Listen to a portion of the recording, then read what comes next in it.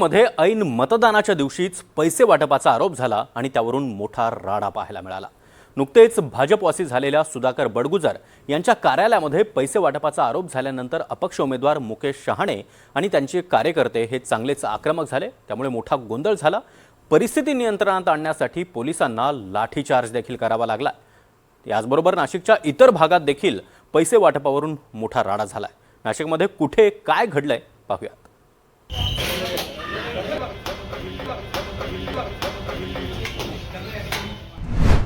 नाशिकमध्ये मतदारांना लक्ष्मी दर्शन। व्हिडिओ काढलाय पैसे याच्याकडून काढताना। सुधाकर बडगुजरांच्या कार्यालयाबाहेर पैसे वाटपाचे आरोप।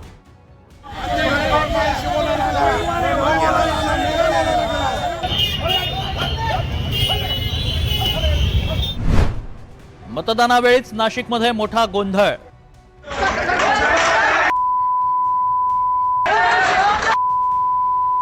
हा व्यक्ती इथे पैसे वाटप करत असताना आमच्या कार्यकर्त्यांनी याला पावत्या सगट पकडलेला आहे। पैसे पण नाशिक महानगरपालिका निवडणुकीसाठी मतदान सुरू असतानाच मोठा गोंधळ उडाला। भाजपच्या सुधाकर बडगुजर यांच्या कार्यालयाबाहेर पैसे वाटप सुरू असल्याचा आरोप विरोधकांनी केला। नाशिकच्या सावतानगर परिसरात बडगुजरांच्या कार्यालयात पैसे वाटप सुरू असल्याची अफवा उडाली आणि विरोधी पक्षाचे कार्यकर्ते जमायला सुरुवात झाली। त्यामुळे सावतानगर परिसरात तणावाचं वातावरण निर्माण झालं। पैसे वाटपाच्या प्रकाराची माहिती मिळताच अपक्ष उमेदवार मुकेश शहाणे थेट बडगुजरांच्या कार्यालयात पोहोचले। पैसे वाटप होत असल्याचा आरोप करत शहाणेंनी आक्रमक पवित्राही घेतला।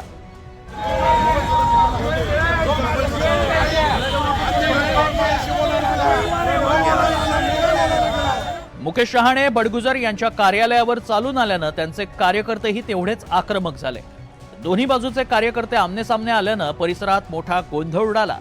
परिस्थिती बिघडू नये म्हणून आणि वातावरण शांत करण्यासाठी पोलिसांनी सौम्य लाठीचार्ज केला।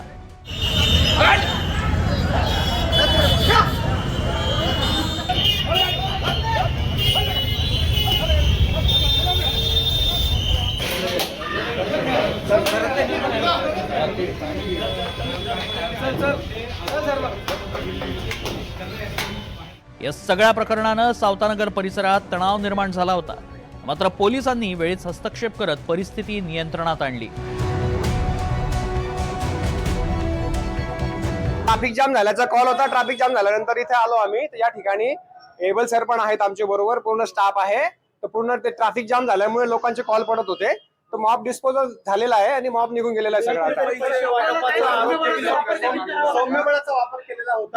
निगेटिव्ह समोरासमोर भेटले होते, समोरासमोर नाही, वाहतुकीला अडथळा झाला होता म्हणून सुज्ञ नागरिकांनी पोलिसांना फोन केला होता।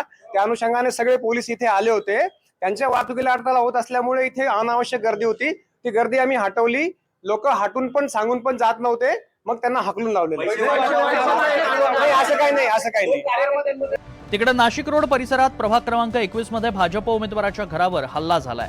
उमेदवार नितीन खोले पैसे वाटप करत असल्याचा शिंदेंच्या शिवसेनेकडून आरोप करण्यात आला।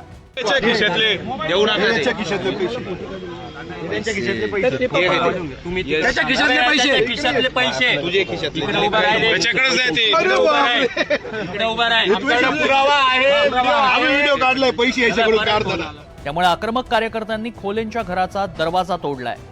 दोन्ही बाजूचे कार्यकर्ते यावेळी आपापसात भिडले होते।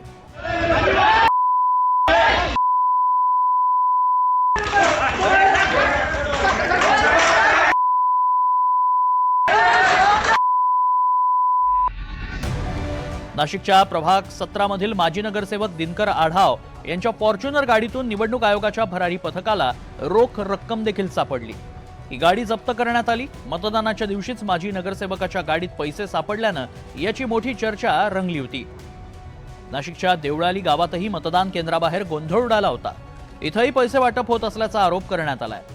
हा जो व्यक्ती आहे हा आमच्या इथं येऊन शासनाचं, महाराष्ट्र शासनाचं कार्ड घेऊन पूर्ण फोटो व्यवस्थित करून घ्या आणि हा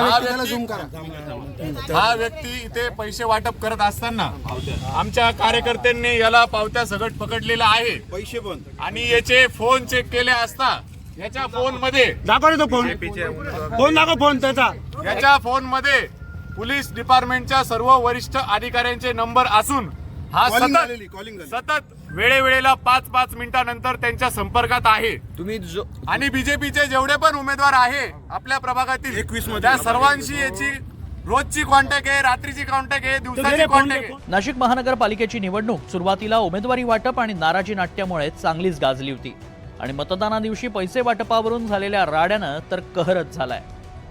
राहुल वाघसह प्रांजल कुलकर्णी, NDTV मराठी, नाशिक.